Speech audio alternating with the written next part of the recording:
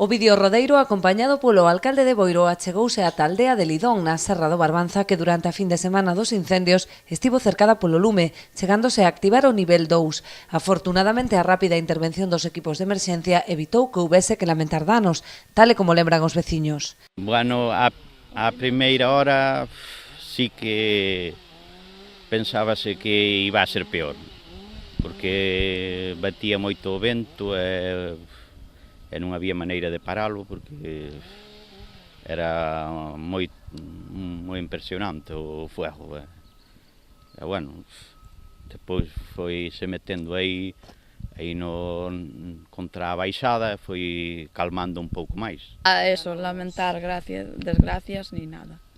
Todo ben. A pesar do desolador panorama que deixou o lume ao seu paso, as consecuencias foron mínimas para esta aldea, que non dispón doutro acceso máis que esta estrada, que chegou a estar invadida polas lapas, ao igual que a Figueira, en Mosquete. Salvo no segundo incendio que se produxo na noite do domingo, ás 10 da noite, por encima da zona de Mosquete, que viña a carón a Figueira, que era o risco que tiñamos, pero que acertadamente o distrito fixo un contralume que intentou e protexeu esa aldea da Figueira, pois temos solo o gasto afectou a señalización do sendeiro do Castelo de Vitres.